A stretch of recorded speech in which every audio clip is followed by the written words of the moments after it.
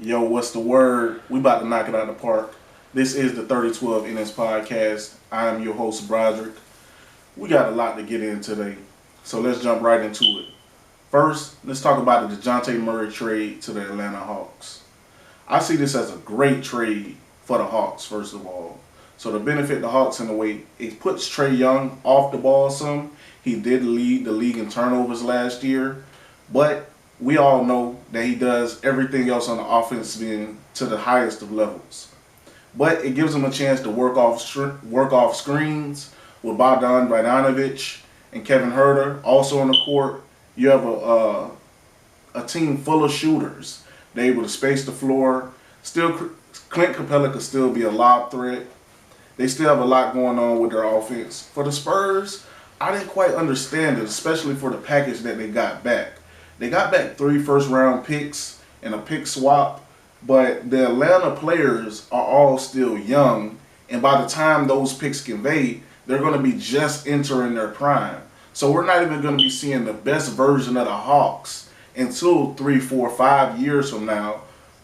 And conceivably, if you have that notion in your mind, they're going to be even better, so the picks will be even higher. So I really didn't understand it from a Spurs perspective. But if I'm speaking on the Spurs, I can look at it as maybe they're thinking they have a roster full of young players who might not be elite, maybe not be even good, but maybe average to good, and that'll be a good consolidation trade farther down the line for a star player, a la DeMar DeRozan or something like that. But first you have to find those players. I just didn't understand it from a Spurs perspective. I think there are better trades out there for Dejounte Murray. And what about keeping the guy? He's only 25 years old, just made his first All-Star team, has been building chemistry with the team for years, and stays out of trouble since he's got to the NBA. There's a lot to like about him as a good, talented young point guard. Another thing with the Hawks.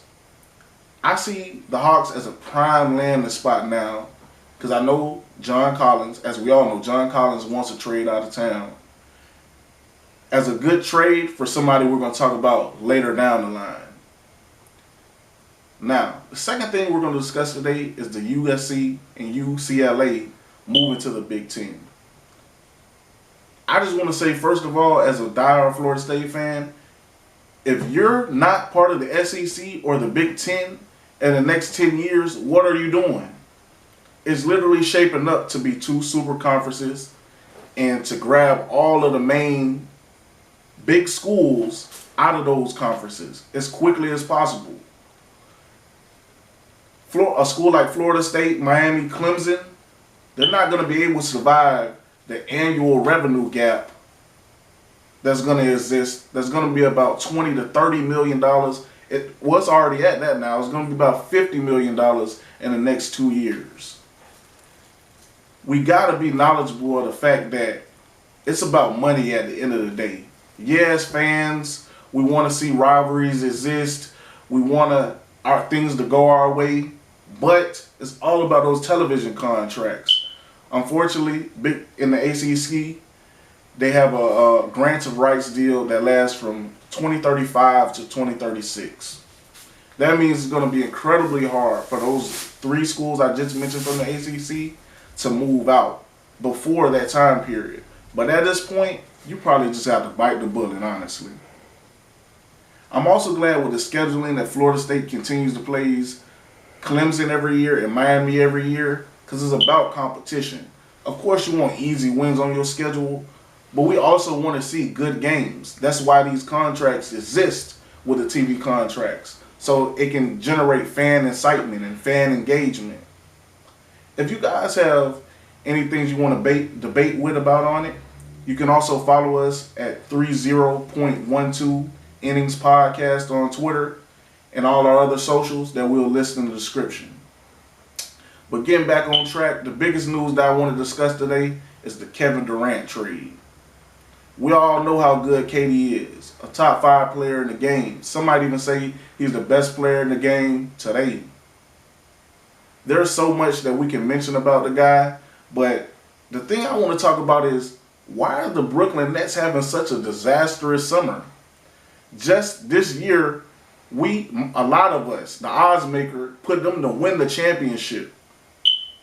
First thing that derailed them was Kyrie Irving missing majority of the season for not getting the vaccination status. But they still had Kevin Durant and James Harden. They still had a chance, even when Kyrie got back, to be a cohesive unit and go out there and accomplish their ultimate goal, what was winning a championship. But from reports from places like ESPN and Fox, we saw that James Harden obviously had a problem with the way business was being conducted. He ended up with Philadelphia. You know, his play wasn't as inspiring. He wasn't the same James Harden. But with reports out there now that he's getting the proper training and getting his mind right, focusing back on basketball, I think James Harden going to come back and have a really strong year. But as far as the Nets go, when he left, for me, it was off the table that they were a title contender after that. Even with Kyrie and KD. Now you got Kyrie flirting around with the Lakers for whatever reason for about 3 weeks. As a LeBron fan, getting all our hopes up. Then they came crashing back down. But I don't think we paid enough attention to those smaller reports out there about KD when he was mentioning he was monitoring his future with the franchise. I think we just all took that as because of the things going on with Kyrie, and maybe it was helpful leverage to re-sign Kyrie, and maybe they were making a power move in the organization. But maybe we should have just took KD for his word. It's obvious with him requesting a trade formally today. Obviously, that's the biggest news of the sports cycle. Teams that I'd like to see KD on would be the Atlanta Hawks. I like for the Brooklyn Nets, them getting back John Collins, maybe Kevin Huerter, maybe Bogdan Bogdanovic, and Okongwu, the center that's behind Capella. You're going to have to give a monster package for KD regardless. So them, I really don't want to see this happen, but he fits seamlessly back with the Warriors. And of course, I know this is going to happen. But the number one team I like to see KD on is the Los Angeles Lakers.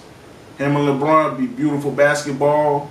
Them working together, playmaking for each other. We still have Anthony Davis. Maybe. Unless we have to put him in the trade. But at this point, you do anything and everything to secure Kevin Durant. There's no other priority for the Lakers besides winning the championship, especially in LeBron's last couple years. I appreciate y'all for listening. Again, y'all can follow us at all our social platforms. This is the 3012 Innings podcast. Thank y'all.